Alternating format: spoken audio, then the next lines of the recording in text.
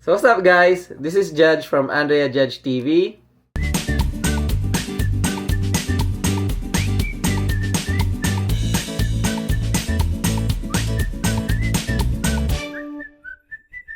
Good afternoon. Today is Thursday. Last night natin guys, no? So tomorrow off tayo, Friday, Saturday, Sunday. And naisipan ko lang mag-vlog guys. It's been a while since gumawa ako ng sit-down vlog about nursing.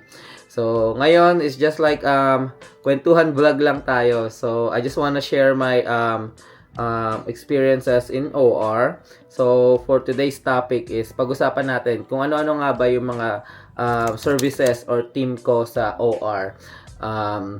And just to let you know guys, I don't have any OR experience sa Pilipinas, no. I think yung pinaka-experience ko na is yung yung rotation natin during nursing nung student pa tayo. Nag-rotate ako sa OR and then yun na. So I'm not sure, or correct me if I'm wrong guys, kung sa Pilipinas ba is may mga team din or may mga services din, or they do everything ng mga cases. So kasi yung nag-rotate ako, parang I think consecutive night shift ata yung pinag-dutyhan ko. Ginawa ko lahat. So mapag-gynae cases, XLAP, general. So yun yung experience ko sa OR. Pero medyo medyo nakalimutan ko na guys kung may team nga ba dun sa OR sa Pilipinas. So walang i-share sa inyo kung ano-ano nga ba yung team na sinalihan ko dito sa OR and kung ano yung current team ko ngayon. So to give you guys a context, no, dito sa US, when you work in OR, there's like services. Nandiyan yung ortho, gynae, neuro, spine, cardiovascular, vascular, plastics reconstruction, ano pa ba, GU, general, yan, and trauma. So ayan yung mga team na consist sa OR setting dito sa US. And when you join yung OR team mismo, so nasabi ko na ata to sa previous vlog na meron kang 6 months orientation. So sa 6 months orientation na yun, i-rotate mo yung bawat services na yun. And then you have a chance to choose top 3. Ewan ko lang sa ibang hospital kasi di pa ako nag-work sa ibang hospital, no. Loyola pa lang yung pinaka first ko na work na hospital dito sa US. Pero parang naririnig ko sa iba, yung mga kaibigan kong lumipat ng hospital, parang same din naman. So bibigyan ka ng choices, top 3, depende guys na lang kung talagang walang available na or certain yung pagkaka-hire sa'yo na kunwari after this orientation you're going to ortho, after this orientation you're going to cardiovascular. So yan, depende na lang yun guys sa pagkaka-hire sa'yo. Pero most of the time, after ng 6 months orientation mo, meron kang 3 service or top 3 services na gusto mong piliin. And then, doon ka mag-end up sa tatlo na yon. Kapag nakapili ka na ng team, doon sa team na yon, kunwari may sinalihan kang team, meron ka pang another month. Dati nung time ko, like 6 years ago, sumali ako ng team, parang orientation sa akin is 2 weeks, 1 week circulating, 1 week scrub. Ngayon ata 1 month. Pero there's like certain services, yung mga may hirap na service, yung mga complex procedure. Mostly tumatagal ng 3 months yung orientation. So sa part ko, ang top 3 na choice ko talaga noon is ortho surgery, spine, and then plastics reconstruction. So pero nag-end up ako ng cardiovascular kasi yun nga hikayat ako kasi maraming Filipino or Pinoy nurses ang nag-work sa cardiovascular, which is a complex mga procedure na ginagawa nila na service. So heart transplant, yan, mga ganyan. So I joined them. So technically ang first team ko or first service ko after my orientation is cardiovascular. So, sa cardiovascular, ang ginagawa namin doon is mga heart transplant, cabbage, coronary artery bypass graft, and ginagawa din kami ng mga valve repair, aortic, mitral, or valve replacement. Meron din kaming hybrid room for endovascular and then robotic cases. Mostly thoracic ang gumagawa nun. Cardiovascular thoracic. So, gumagawa din kami lung transplant. Nung nag-join ako doon. Nung nag-join ako, based lang to sa experience ko, guys, no. So, okay naman eh. Medyo complex talaga yung mga procedure doon. And then kala mo nasa main league ka, kumbaga nasa big league kasi everyone is serious nung time ko na nandun ako sa CV. Ang mga surgeon namin doon mga old school, no, kasi talagang mga batikan sila or talagang talagang magagaling yung mga nandun sa Loyola. Actually, guys, just to insert, yung Loyola, kung hindi ako nagkakamali, isa sa mga top hospital pagdating sa mga cardiovascular cases, no. I joined the team. Medyo nag-adjust ako ng kasi syempre bago, I don't have any experience, and then you have this big kind of cases. Binigyan nila ako ng 3 months orientation. So, 1.5 months for circulating and 1.5 months for scrubbing. So, overall, okay naman. Yun nga lang, medyo serious. Lagi ako nasa edge ba na parang kailangan ko alamin lahat. And pag uuwi ako ng bahay, iniisip ko yung mga procedure kung ano yung mga dapat kong gawin. Kumbaga, nag-iisip ka na in advance. So, in short, nakaka-stress or nai-stress ako kasi alam ko the next day is malaking cases na naman yung gagawin ko, and I want kasi ako yung tipo ng tao na gusto ko one step ahead ako ng mga bagay-bagay. Ayan, so iniisip ko na, kunwari bibigyan ako ng case ganito, valve repair or cabbage. So, gabi pa lang iniisip ko na kung ano yung mga, saan kukunin yung mga ganito, kung mag-scrub ako yung sequences. Alam mo yon, kasi bago ka pa naman. Medyo na-survive ko naman yon, kinaya ko, and naging okay naman.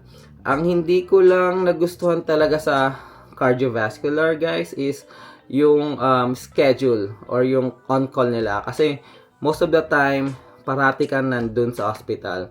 Kunwari, ang pasok namin is 6:30 a.m. to 3 p.m. And then yung call namin is sa gabi, like I think 7 p.m. to 7 a.m. So, kunwari, umuwi ka ng 3 p.m. and then there's like emergency heart case.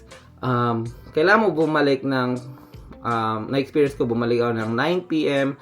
and then umuwi ako ng 3 a.m. or 4 a.m. And then, it's up to you kung gusto mo magstay or gumamit ng PTO. So, minsan yan, kunwari, pag umuwi ako ng 2 a.m., pumapasok pa rin ako ng 6:30 a.m. So, medyo stressful, guys, no? So, yun yung isa sa mga dahilan kung bakit, napaalis ako sa cardiovascular. Maswerte lang ako kasi management, madaling makausap. So, I went to my manager's office and sinabi ko yung nararamdaman ko, and sinabi ko na hihirapan ako in terms of scheduling kasi nga may family ako. I want to spend time din sa asawa ko and sa mga anak ko. Kasi dadating ako sa bahay minsan space out ako na parang iniisip ko pa rin yung work kinabukasan. And then kapag minsan sa gabi wala ako dahil may mga on-call nga kami. And during the weekend then need mo kumuha ng call. Minsan 12 hours, minsan may 24 hours, depende. So most of the time, short kami sa tao. So the more na short kayo sa tao, the more na kukuha ka ng mga pick up o kukuha ka ng mga call kasi need mo kumuha dahil wala namang ibang kukuha. Ayun nga, mabalik tayo. So kinausap ko yung manager ko, naintindihan naman nila and they don't want me to go. So sabi niya, gusto mo ba ng magpalit ng team? So nung kinausap ko yung manager ko, sabi ko, yes, I wanna try ortho, plastics, or spine, or kung anong available na services na may available slot. So sabi niya, sige, I will pull you out ng CB, and then I'm gonna make your schedule. So at sabi niya noon sa akin 2 weeks. Pero umabot ako ng 2 months, guys, na wala akong team. So lahat ng cases, kung saan niya akong ilalagay, dun ako. So ginagawa ko spine, ginagawa ko neuro, gynae, GU, ortho, yan, marami. Kasi wala nga akong team. So siya yung gumagawa ng schedule ko. Which is okay lang sa akin kasi, guys, pag galing ka sa CV and CV trained ka, although iba-iba yung mga services, no, may kanya-kanya silang unique na hirap ba or kanya-kanya silang or specific na gagawin. Pero kasi pagka para sa akin, nung nag-cardiovascular ako, na-develop yung work under pressure. So, nung binigay na sa akin yung mga ibang cases na outside of CV, nung wala akong team, sobrang parang na-relax ako, and then parang iba, na-release yung pressure sa sarili ko, and nag-perform naman ako ng maayos, and tuwang-tuwa nga siya kasi kahit saan pwede niya akong mailagay, mapatrauma man yan, ortho, neuro. So, ayun. And then after 2 months, ayan, sinabi niya na sa akin. So, binigay ko talaga yung top 3 ko, ortho, spine, or plastics. So, sa ortho, walang available slot. And then sa spine, wala ding available slot. So, ang end up na case na ginawa ko, or nag-end up ako sa service o sa team na currently team ko ngayon, which is yung plastics reconstruction. And sa plastics reconstruction, guys, super saya ako sa team na yon. Procedure wise, hindi ka may inep kasi dati inisip ko plastics, kala ko mga aesthetics yung mga gagawin na procedure. So sa mga level 1 trauma, sa mga hospital, pag tinawag na plastics reconstruction, iba yung mga aesthetic or yung mga pampaganda na plastic surgery. Mostly outpatient yon. Pero sa mga hospital, yung mga reconstruction is lahat ng sinisira ng procedure or hindi ayos ng mga other services like sa cardiovascular, open chest, and they can close it kasi complicated yung case. Then plastic surgery will gonna fix it, and then i-reconstruct nila yung chest. Same thing with ortho. So, trauma ortho, basag-basag yung bones. Ang goal lang ng ortho is ipagkabit-kabit yung mga bones na yan, plating, and i-close lang ng simple.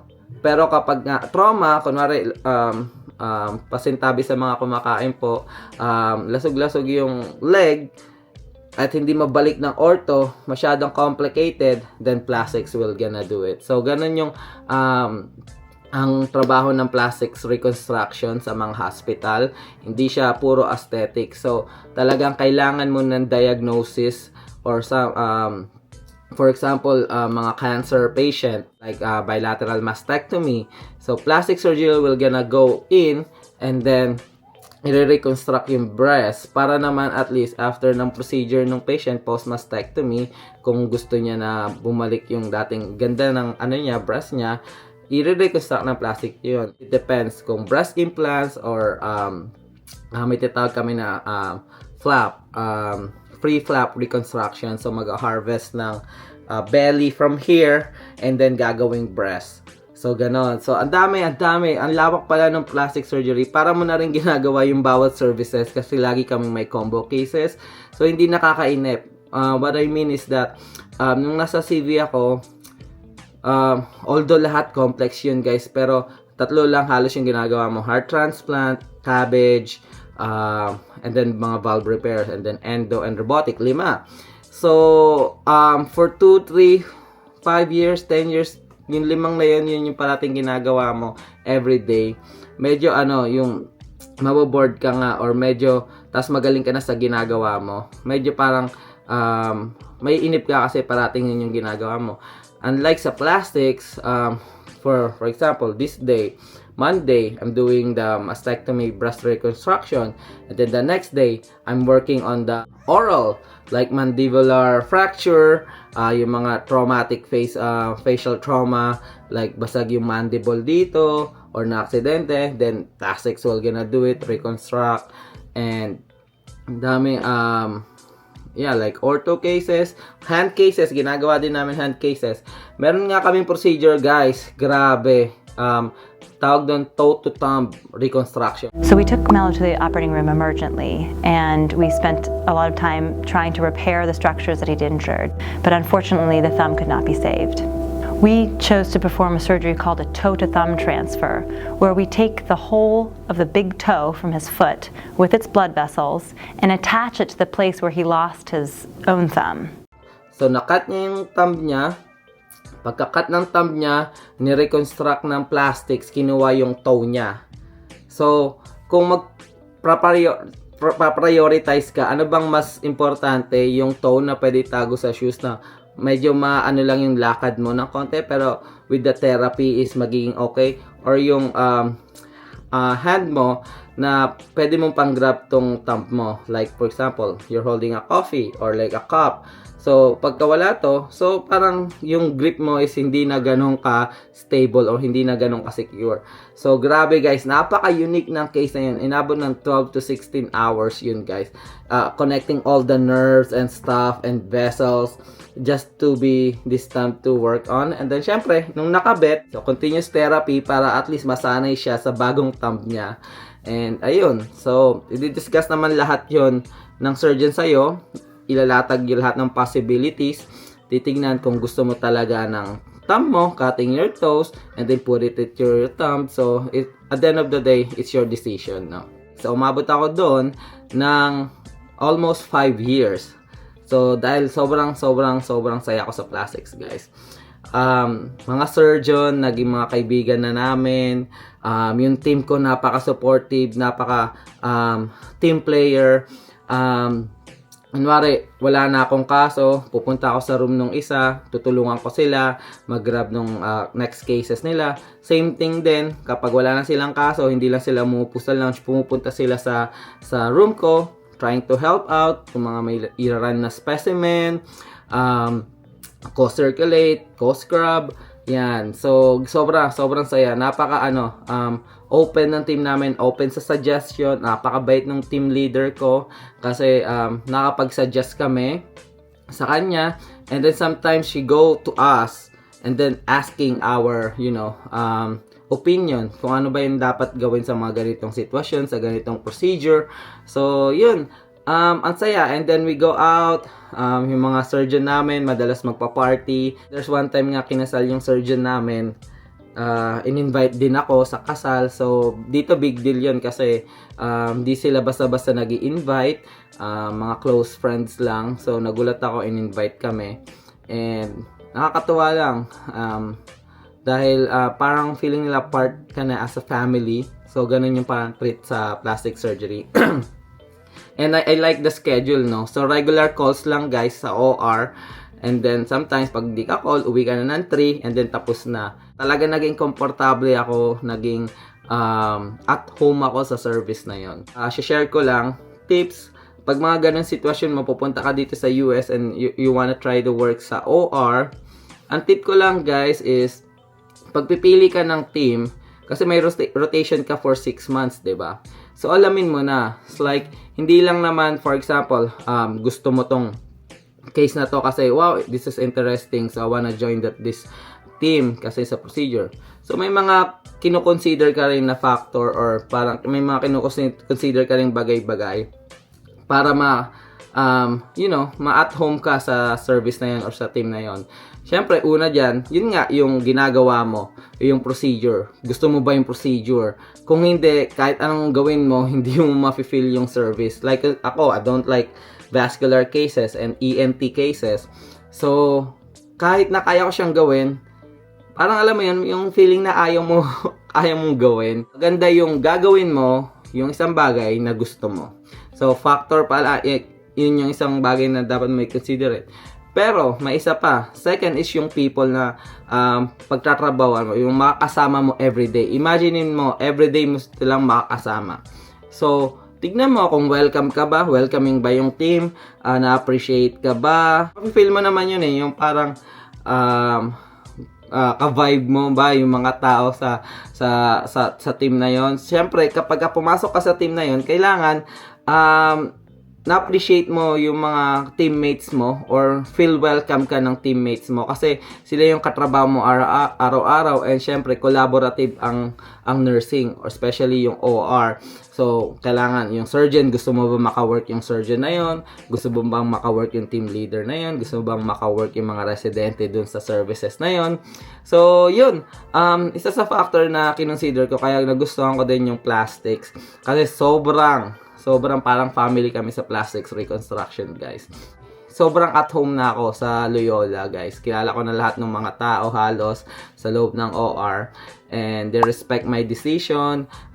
They ask for my suggestion. And then kapag may problema ako sa schedule, I just kakausapin ko lang sila and yun, aayusin nila para sa akin. So yun, napaka at home na ako sa Loyola. And sa team ko na plastics reconstruction. Bukod sa plastics reconstruction, guys, meron pa akong mga ibang side services na train. Kasi nga yung 2 months na yon, yung transition ko from cardiovascular to plastics, yung 2 months na yon, guys, na wala akong team, halos lahat ng services na ikutan ko, usually Monday, hinihiram ako sa gynae. So, I do gynae cases Monday. Kasi ang plastics is busy lang every Tuesday and Wednesday. So, pinapaalam nila ako sa team leader ko kung Monday, pwede akong gumawa ng gynae. And then, Thursday, usually ginagawa ko ortho. Lalo na yung mga joint cases. Yan. Kasi nag-ortho din ako nung time na wala pa akong team. And then, syempre, yung pinakagusto ko yung general surgery and trauma. So, pinaka-favorite case ko talaga is yung burns. Nasabi ko na ata sa previous vlog ko kung bakit ko gusto yung burns. So, yan. Burns and trauma. Yan. Usually, ginagawa ko siya every Friday. Yan. Trauma ako. Or gumagawa ko ng mga burn cases. And then, ano pa ba? And then, yeah, depende kung hindi busy yung trauma ng Friday, ginagawa ko, pinabaro din ako sa cardiovascular or sa CV team. Kasi yun nga, may training ako sa CV. Currently, ano na ba yung team ko? So, sinabi ko sa inyo, plastics yung last ko. Well, plastics pa rin naman ako, guys. Pero, right now, nagpalit nga ako ng shift. So, ngayon, night shift na ako, 9 p.m. to 7 a.m., 4 days a week, Monday to Thursday, and then off ako Friday, Saturday, and Sunday. Wala akong call. So, ayan. So, nung lumipat ako sa night shift, there's no service team. Yung night shift mismo yung team na yun. Kasi nga, 3 lang kayong nurses at isang charge nurse. So, everything na kung anong dumating, yun yung gagawin mo. Crani, neurovascular, ortho, trauma, general trauma, like gunshot wound, burn, ano pa ba, robotic kidney, transplant kidney, yan yung mga ginagawa, heart organ harvest, but mostly puro trauma, hand trauma cases and stuff. So, lahat ginagawa mo. So, good thing meron akong experience na for 2 months wala akong team. So, mostly nagagawa ko. Kaya nung nag-join ako ng nights, nagkaroon lang ako ng konting adjustment, no, yung kung paano yung mga gagawin. Kasi pag nights, wala kang pharmacies, wala kang pathologies, wala ka masyadong tulongs. Like, 3 lang kayo. So, kung nakascrub yung isa, and then yung isa nakacirculate, and then yung isa may kaso, pag may nag-ask sa'yo about like neuro or ortho, you should know where to get it. Or you should know pag nag-scrub ka naman, familiar kahit pa paano sa mga instrumentation na binibigay mo sa mga surgeon mo or ginagawa mo sa procedure na yon. Masaya naman ako kasi guys, napakagaling ng mga kasama ko. 3 kaming nurse and napaka-team play, sobra. Kasi sabi nga nila, 3 lang kami sa night shift. And then may isa lang doon na parang hindi team player. May kita mo na, madidiscourage yung yung flow ng work. So, yun, maganda kasi parang binigyan namin yung isa't isa, kinausap namin yung isa't isa. Yung mga expertise ba, like, yung isa magaling sa neuro, ENT, spine cases, yung isa magaling sa vascular, transplant, gynae cases, and then sa akin yung mga CV, kasi may train ako, CV cases, ortho, and then plastics, yan. Yun yung mga parang specialize namin. Pero lahat sa night shift ginagawa namin. Pero yun nga lang, may mga parang ano kami, specific na specialization ba na tinatawag para at least pagdating ng may nakuha kami ganitong cases, alam namin kung sino yung tatakbuhan, alam namin kung sino yung susundin namin pagdating sa mga ganon. Napahaba ata yung vlog ko, medyo napasarap yung kwentuhan guys. Hopefully may natutunan kayo or hopefully na ano kayong interest nyo about sa OR. And then kung may mga tanong kayo, comment down below lang guys.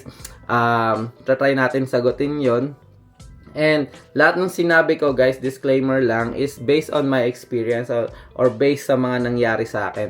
So pwedeng sa different settings iba yung situation, sa different hospital iba yung situation, sa different state iba yung situation, or sa different country iba yung situation. So itong sinabi ko lahat guys is based on my experience, so that meron kayo kahit papanong general o malawak o broad na idea about sa OR nursing. Hopefully sana na-enjoy niyo yung ginawa kong sit-down vlog ngayon. And ayun, shoutout sa mga bago nating mga subscriber guys. Thank you sa inyo.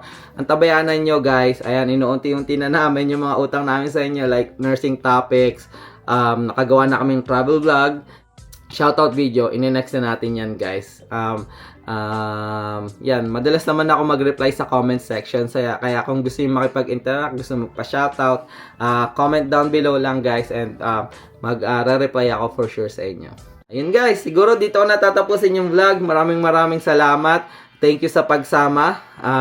Thank you sa pakikinig sa aking kwento ngayong araw.